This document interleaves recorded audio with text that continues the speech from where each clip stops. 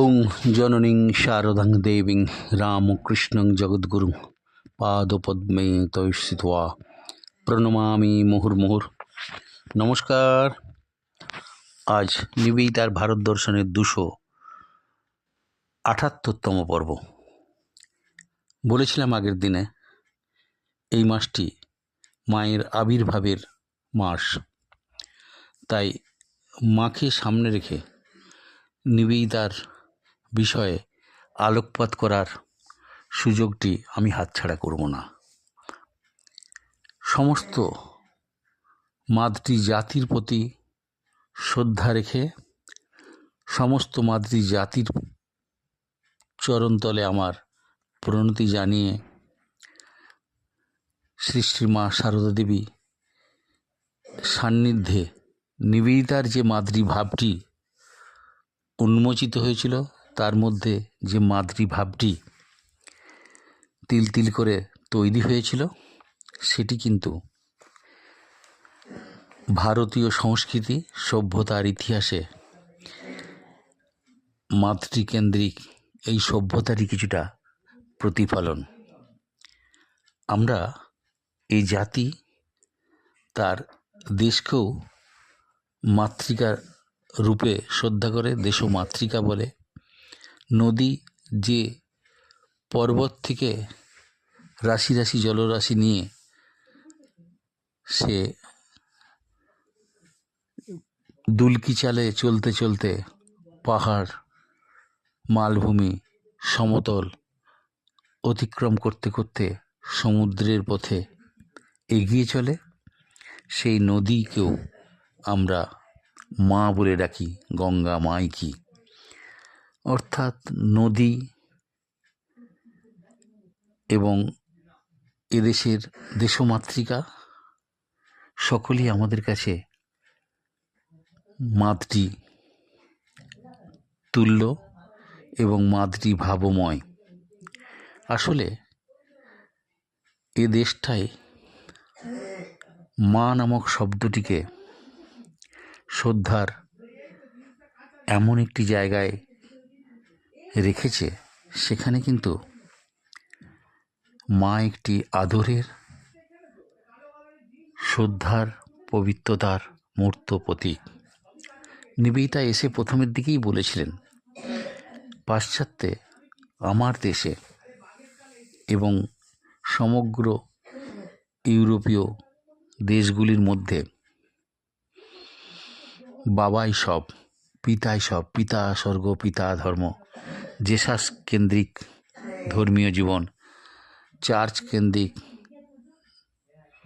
জীবন প্রবাহ মানুষকে পিতৃতান্ত্রিক করে তোলে। এবং এখানে যে মায়ের কোনো স্থান রয়েছে, সেটা আমরা অন্তত ওই দেশে অনুভব করিনি। সেই নিবেদিতা এই দেশে আসার পরে দেখলেন এ দেশটা পুরোটাই মাতৃময়। এমনকি ভগবান শ্রীরাম ও কৃষ্ণদেব স্বয়ং তিনিও মাতৃভাবে উন্মত্ত। তিনি মাকে সাধনা করতে গিয়ে মা কালীর চরণতলে বসে সাধনা করতে করতে নিজের অজান্তেই কখন তার জীবন, বাণী, আদর্শ মাতৃকেন্দ্রিক হয়ে যায় এবং তিনি নিজে তার স্ত্রীকেও সেই দেবী, মানবী, জ্ঞানদায়িনী রূপে এক আসনে বসিয়ে তার সাধনা করেছিলেন।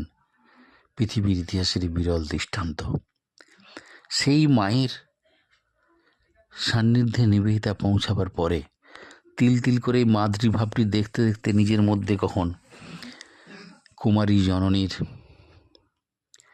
এক জননী সত্তা তার মধ্যে জাগ্রত হয়ে ওঠে। আমরা প্রত্যেকেই ভারতবর্ষে দেখেছি, নারীদের মধ্যে অন্তত যখন তারা জন্মগ্রহণ করে, জন্মাবার পর থেকেই তাদের মধ্যে একটা মাতৃত্বের বিকাশ ঘটতে থাকে। এদেশের নারীদের পূর্ণতা পরম প্রাপ্তি ঘটে তার মাতৃত্বে। নারীত্বের পূর্ণতা প্রকাশ পায়, নারীত্বের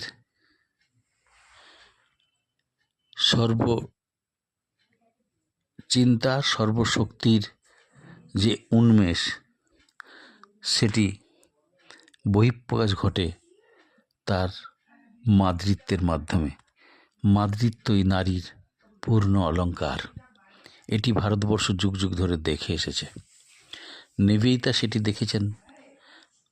মা সারদা দেবী তার নিজের গর্ভে কোনো সন্তান ধারণ না করলেও তিনি মাতৃত্বের এক পূর্ণ পরাকাষ্ঠা। তিনি জেনেছিলেন শ্রীরাম ও কৃষ্ণদেব তাকে বলেছিলেন, এদেশের মানুষগুলো, কলকাতার মানুষগুলো, তারা কিলবিল করছে পোকার মতো, তাদেরকে আশ্রয় দিতে হবে, তাদেরকে মাতৃত্বের সন্ধানে সন্তান রূপে তাদেরকে আশ্রয় দিতে হবে। তার কৃপা কল্যাণকারী মা সারদা দেবী নিবেদিতার জীবন প্রবাহকে তারই মাতৃত্বের একটা যেন আদর্শ তিল তিল করে তৈরি করে দিয়েছিলেন। আপনাদের মনে থাকবে স্বামী বিবেকানন্দ তার চিঠির মধ্যে এবং পরবর্তীকালে এদেশে আসার পরে নিবেদিতাকে প্রথম তার দীক্ষা ব্রহ্মচর্য মন্ত্রে নীলাম্বরবাবুর বাগান বাড়িতে শিবের পুজো করিয়ে বুদ্ধের মূর্তির সামনে তাকে বলেছিলেন, যাও ভবিষ্যৎ ভারত সন্তানের তরে তুমি বান্ধবী, সেবিকা, জননী রূপে অধিষ্ঠিত হও। এই যে জননী শব্দটি, জননী শব্দের অর্থ এদেশের সন্তানের মা হওয়া। গর্ভে ধারণ না করেও কেউ জননী হতে পারে। এবং শ্রীরামকৃষ্ণদেব যখন সারদা দেবীকে বলেছিলেন, তোমার কালে এত সন্তান হবে, মা চেয়েছিলেন একটি সন্তান, দুটি সন্তান, তাদের কি সবাই মারা যাবে? একটা দুটো তো থাকবে। এই ভাব মায়ের মধ্য থেকে যখন ফোঁস করে বেরিয়ে আসে, শ্রীরামকৃষ্ণদেব বলেছিলেন, তোমার এত সন্তান হবে, একটি কেন? তুমি মা ডাকে ঝালাপালা হয়ে যাবে। মা কিন্তু হাজার হাজার সন্তানের মা ডাকে, এমনকি পশুদেরও মা ডাকে। তিনি শান্ত থেকেছেন, কিন্তু কখনোই তিনি ঝালাপালা হয়ে যাননি। এই নিবেদিতা মায়ের সংস্পর্শে এসে তার যে কীভাবে মাতৃত্বের বিকাশ ঘটে, সেগুলো কয়েকটি কথার মধ্যে আমরা আজকে আলোচনা করব। রামকৃষ্ণ ভাব আন্দোলনের একটা গুরুত্বপূর্ণ অবদানই হল মাতৃ প্রকৃতির জাগরণ, মাতৃসত্তার জাগরণ। বৃহত্তর ভারতের এবং পৃথিবীর কাছে নিবেদিতা তার প্রধান পরিচয় যখন লেখিকা হিসেবে ছিল, রামকৃষ্ণদেবের কাছে যেমন নারী মাতৃ জগদম্বার স্বরূপ ছিল, তার কাছে স্বামীজিও সেই শিক্ষা পেয়েছিলেন। তাই তিনি সর্বাগ্রে নারী ও জনগণের উন্নতির দৃষ্টিতে বা নারীর উন্নতির চিন্তায় তিনি নারীত্বের উন্নতি ভগবান শ্রীরামকৃষ্ণদেবের দ্বারা শ্রদ্ধাশীল হওয়া, নারীকে পুজো করা, নারীকে তার নিজস্ব জায়গায়, তার নিজস্ব আদর্শে, নিজস্ব শ্রদ্ধার জায়গায় তিনি প্রতিষ্ঠিত করেছিলেন। নারীদের ঊনবিংশ শতাব্দীতে যেভাবে ব্যবহার করা হতো কেবলমাত্র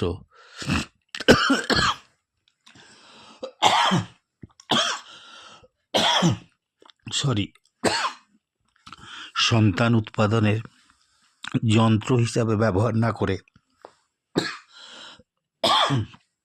তাকে প্রকৃত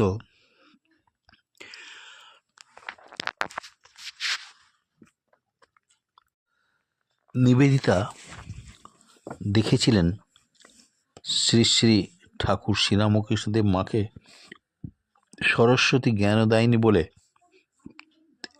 আখ্যায়িত করেছিলেন। নিবেদিতাকেও মা কিন্তু আমার প্রাণের সরস্বতী বললেন। আমরা দেখব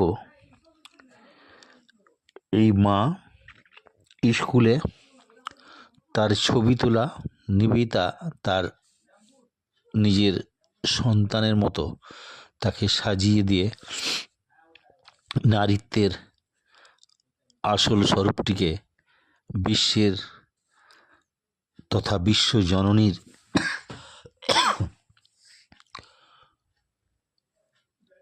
এক রূপকার হিসাবে নিবেদিতা সারা ভুল আমাদের কাছে চিরস্মরণীয় হয়ে আছেন আজ। মায়ের যে মূর্তিটি পূজার আসনে বসানো, ছবিতে তাকে রোজ আমরা দেখি, সেই মায়ের ছবিটি দেবী মূর্তিতে মানবী থেকে দেবীর রূপান্তর এবং জ্ঞানদায়িনীর রূপান্তর আমাদের কাছে যিনি সহজলভ্য করে দিয়েছিলেন তার নাম নিবেদিতা। 1909 খ্রিস্টাব্দের 19শে নভেম্বর মা যখন জয়রামবাটি গেছেন, নিবেদিতা তখন একটি চিঠিতে লিখছেন, মা এতদিন এখানে ছিল, আমরা তার আশ্রয়ে ছিলাম, আজ তিনি এখানে নেই, জয়রামবাটি গেছেন, সবই আমাদের কাছে আজকে শূন্য লাগছে। আবার 1904 খ্রিস্টাব্দের 26শে জুলাই ম্যাকলাউডকে লেখা আরেকটি চিঠিতে বলছেন, the wave of Indian life প্রকাশ হওয়ার পর যদি স্বামীজি সেই সময় আমার জীবনে না আসতেন তাহলে আমি জীবনে এই ভারতবর্ষের মাতৃকেন্দ্রিক সভ্যতার সন্ধান পেতাম না। মাতৃ ভাবময়ী নিবেদিতা প্রফুল্ল নামক এক ছাত্রীকে, একাদশীকে মায়ের ভূমিকায় তাকে ফলাহার সহ বিভিন্ন খাদ্যদ্রব্য খাওয়াতেন। কোনো একদিন গিরিবালা বিধবা মহিলাকে তার নিজের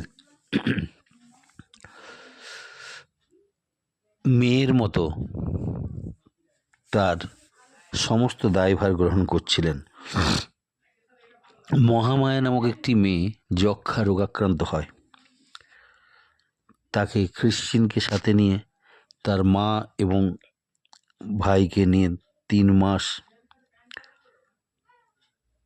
সুস্থ করার উদ্দেশ্যে সমুদ্রের তীরে আবহাওয়া পরিবর্তনে নিয়ে গেছিলেন। অবশেষে ফিরে আসার পরে সে বাঁচেনি মেয়েটি। সেই মহামায়াকে মায়ের মতো সেবা করেছেন নিবেদিতা। ওই গিরিবালার কথা বলছিলাম, বিধবা মেয়েটি মামা বাড়িতে থাকতো,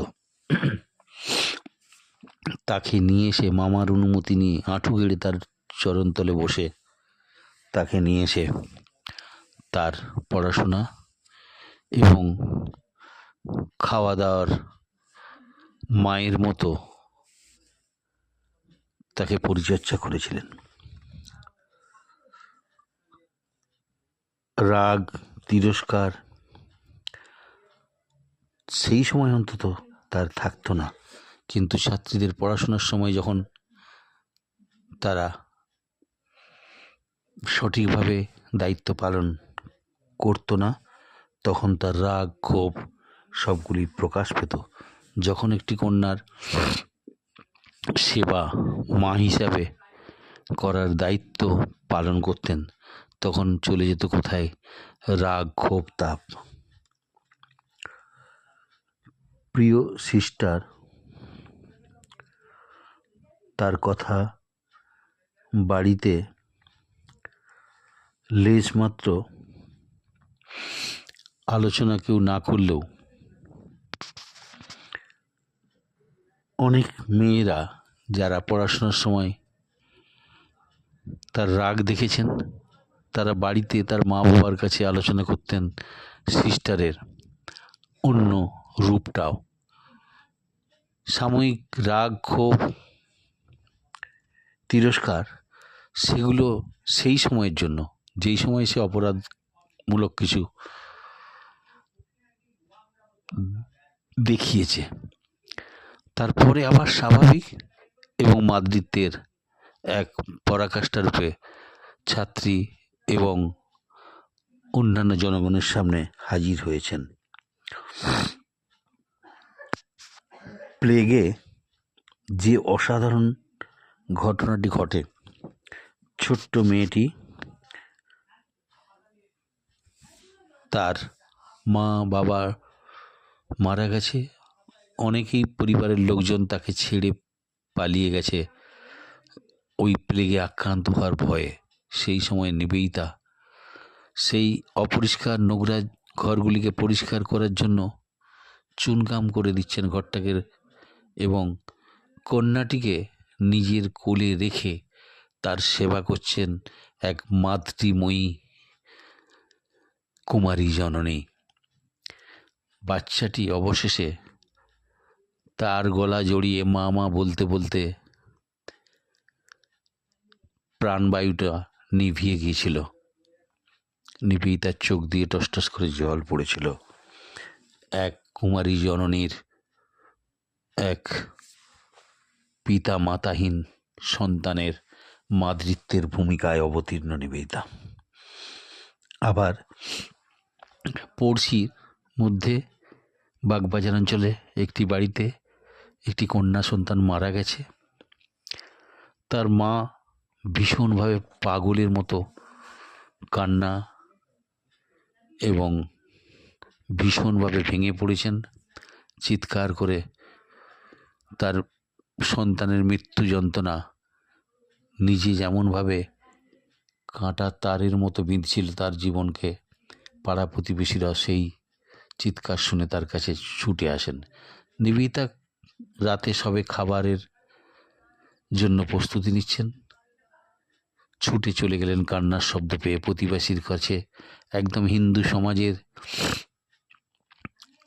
গ্রাম্য যে সংস্কৃতি, পাশের বাড়িতে কারো কিছু ঘটলে প্রতিবেশীরাই ছুটে যায়, তারা তাদের দায়িত্ব পালন করে। নিবেদিতা পাগলের মতো দৌড়ালেন সেই বাড়িতে, গিয়ে দেখলেন কান্নার রোল, বাচ্চাটিকে কোলে রেখে তার মা চিৎকার করছেন, হাহাকার করছেন তার সন্তান হারার বেদনায়। নিবেদিতা সেখানে গিয়ে পৌঁছে তাকে সান্ত্বনা দিয়ে মাকে বলছেন, কি হয়েছে, তোমার মেয়ে তো কালীর কাছে গেছে, এতে কান্নার কি আছে? মা অবাক হয়ে গিয়ে তার কান্না স্তব্ধ হয়ে যায়। নিবেদিতা ওই নিস্তব্ধতাকে সকলের মাঝে অনুভব করে শিশু সন্তানটিকে নিজের কোলে নেওয়ার চেষ্টা করেন। উঠানে যে জায়গাটি বসেছিলেন, একজন মাতৃ প্রতিম কুমারী জননী এক সন্তানহারা মায়ের বেদনাকে অনুভব করে নিজে তার ভাগীদার হচ্ছেন, অংশীদার হচ্ছেন। সেই মা যেন নিবেদিতার মধ্যে আর এক মায়ের সন্ধান পেয়ে তিনি সান্ত্বনা উপভোগ করছেন। এই নিবেদিতা পূর্ববঙ্গে যখন বন্যা এবং দুর্ভিক্ষে সেবার জন্য 1906 খ্রিস্টাব্দে সেপ্টেম্বর মাসে গিয়েছেন, সেখানে তাদের যেভাবে সেবা করেছেন, নিজে না খেয়ে সময়ে না বিশ্রাম নিয়ে, ওই পূর্ববঙ্গের মেয়েরা তাকে মায়ের ভূমিকায় অবতীর্ণ হতে দেখেছেন। তাই নিবেদিতা যখন ফিরে আসছেন, নৌকায় বা স্টিমারে উঠে পড়ছেন, তখন তাদের চোখেও জল। নিবেদিতা মাতৃময়ী সত্তা, তিনিও সেই চোখের জলে নিজেকে যেন স্নিগ্ধ পবিত্র করছেন। তার মধ্যে সেই মাতৃত্বের রূপটি প্রকাশ পাচ্ছে। সন্তানদের ছেড়ে তাকে চলে আসতে হচ্ছে। আবার অসাধারণ একটি ঘটনা যেটি মায়ের জীবনেও ঘটেছে। মা যেমন পশু পাখিদের খাওয়াতেন, গোয়াল ঘরের বাছুরের হাম্বা হাম্বা শব্দ, মামা মা করে চিৎকার, মাকে যাই মা বলে ছুটে যাচ্ছেন। টিয়া পাখি সে যখন মা মা বলে ডাকছে, মা তার কাছে ছুটে গিয়ে মাতৃত্বের পরিচয় দিচ্ছেন। ঠিক নিবেদিতার জীবনেও একই ঘটনা ঘটে। ঘোড়ার গাড়িতে রামানন্দ চট্টোপাধ্যায় এসেছেন, যিনি প্রবাসী পত্রিকার সম্পাদক এবং মডার্ন রিভিউ পত্রিকার সম্পাদক। তিনি ঘোড়ার গাড়িতে আসার পরে নিবেদিতার ঘরে প্রবেশ করছেন। নিবেদিতার সাথে তার জরুরি আলোচনা রয়েছে। নিবেদিতা তাড়াতাড়ি ঘোড়ার গাড়ির গাড়োয়ানকে বললেন, ঘোড়া দুটোকে খুলে তাদেরকে খাবার দাও, তাদেরকে বিশ্রাম দাও। এই যেন পশু পাখিরও তিনি মাতৃত্বের পরাকাষ্ঠা থেকে তাদের সেবার উদ্দেশ্যে প্রকৃত ভূমিকা পালন করছেন। একটা বেড়ালকে ছুঁড়ে ফেলেছিল গোলাপ মা। নিবেদিতা চিৎকার করে, মৃত্যু মৃত্যু, মা সন্তানের মৃত্যু দেখবে কি করে? একটি পশুর ছুঁড়ে ফেলা ব্যথা বেদনা মায়ের হৃদয়কে কিভাবে বিদারিত করছে। নিবেদিতা চিৎকার করে বলে উঠছেন তার এই মাতৃসত্তায়, মৃত্যু মৃত্যু, কেন বিড়ালটিকে ছুঁড়ে মারছ? আমরা নিবেদিতার এহেন মাতৃত্বের পরিচয়গুলো আমরা অনেকবার পেয়েছি। আমরা দেখব নন্দলাল বসু, সুরেন্দ্রনাথ গঙ্গোপাধ্যায় নিবেদিতার বাড়িতে এসেছেন, শিল্পকলা নিয়ে একটু আলোচনা করবেন, খ্রিশ্চিনের সাথে তাদের আলাপ করিয়ে দেবেন। নিবেদিতা তাদের আসার পরে দেখলেন ভেতর ঘর থেকে এসে তারা বৈঠকখানাতে বা ড্রয়িং রুমে সোফা রাখা আছে, সেই সোফাতে বসেছেন। নিবেদিতা মায়ের মতো তাকে বললেন, তোমরা নিচে নেমে বসো। মা যেমন ছেলেদের বাবু হয়ে বসতে দেখা অভ্যস্ত, তিনি আসলে এই বুদ্ধের দেশের মানুষের মতো নন্দলাল বসু, সুরেন্দ্রনাথ গঙ্গোপাধ্যায়কে তার সন্তানের মতো তিনি নিচের আসনে বসা অবস্থায় দেখে পরম তৃপ্তি লাভ করবেন। এই মা রূপী নিবেদিতাকে আমরা এ দৃশ্যে দেখি। স্বাধীনতা সংগ্রামীদের মায়ের মতো তার কাছে আশ্রয় পেয়েছেন অনেকে। অরবিন্দকে লুকিয়ে রেখেছেন পুলিশ থেকে বাঁচাবার জন্য, অনেক বিপ্লবীদের বাঁচাবার জন্য তিনি ছুটেছেন। ভূপেন্দ্রনাথ দত্তকে তার জামিনদার হওয়ার জন্য ছুটেছিলেন। মাতৃরূপেণা সংস্থিতা, মায়ের ভূমিকায় সন্তানের জন্য তার প্রাণ কাঁদত। ছুটে যেতেন কাকে কতখানি সেবা করার জন্য, কিভাবে তাদেরকে সন্তানের মতো ভূমিকায় লালন পালন করার দায়িত্বটা নিচ্ছিলেন। জগদীশচন্দ্র বসুর ক্ষেত্রে আমরা দেখব তিনি তাকে খোকা বলে ডাকতেন, তার সন্তানের মতো। মা যেমন ঠাকুরকেও তার সন্তান রূপে দেখতেন, ঠিক সেরকম জগদীশচন্দ্র বসু তার থেকে 10 বছরের বড়, তা সত্ত্বেও তাকে খোকা বলে ডাকতেন, যেন তার সন্তান। আবার সারাবুলকে একটি চিঠি লিখছেন, এই জগদীশচন্দ্র বসুকে তাকে সন্তান রূপে গ্রহণ করতে বলছেন। আসলে নিজের মধ্যে যে মাতৃসত্তা রয়েছে, তার বান্ধবী তথা ওই পয়সাশালী সারাবুল তাকে অনুরোধ করছেন জগদীশচন্দ্র বসুকে নিজের সন্তান রূপে গ্রহণ করতে। এহেন নিবেদিতা তার একটি একটি করে যদি আমরা মাতৃত্বের সন্ধানগুলি খুঁজতে থাকি, তার জীবনটাই সারদা দেবীর মতো এক বিশ্ব মাতৃত্বের, বিশ্ব জননীর কাছে পৌঁছে গর্ভে সন্তান না ধারণ করা এই জগৎজননীর সান্নিধ্যে এসে তিনি এক কুমারী জননীতে পরিণত হয়ে গেলেন। তাই বোধহয় রবীন্দ্রনাথ বলতে পেরেছিলেন, এই জাতিটা যদি একটা তার সন্তানের মতো হতো, এই জাতিটাকে তিনি সন্তান রূপে দেখে তার আপন অঞ্চলে রেখে শিশুর মতো তাকে লালন পালন করেছেন। তাই তিনি এদেশের লোকমাতা। এই যে লোকমাতা নামটি রবীন্দ্রনাথ ঠাকুরের দেয়া প্রবাসী পত্রিকাতে তিনি এটি লিখেছেন। সমগ্র জাতিটা যদি একটা সন্তানের মতো হতো, নিবেদিতা যেভাবে এই সমাজটার লালন পালন করেছেন, সেক্ষেত্রে এই পুরো সমাজটাকেই তার কাছে তার সন্তানের মতো মনে হয়েছে। সেই সন্তানকে তার নিজের অঞ্চলে রেখে লালন পালন করেছেন, তাই তিনি লোকমাতা। এর থেকে বড় সংজ্ঞা তার মাতৃত্বের স্বরূপটাকে প্রতিষ্ঠিত বোধহয় আর কেউ করতে পারেনি। জয়তী নিবেদিতা। নিবেদিতার ভারত দর্শনে শ্রী শ্রী মা সারদা দেবীর সান্নিধ্য লাভে এক বিশ্ব প্রসবিনী, গর্ভে ধারণ না করা মাতৃসত্তা নিবেদিতার মতো কুমারী জননীর জন্ম দেয়। সে দৃশ্য আমরা আজকের আলোচনার মধ্যে উপভোগ করলাম। এই মাসটি চলবে আরও 2টি সপ্তাহ বা 3টি সপ্তাহ। রবিবার আসলে নিবেদিতার এবং মায়ের জন্ম মাসে নিবেদিতাকে তার সামনে রেখে আমরা আলোচনা করব।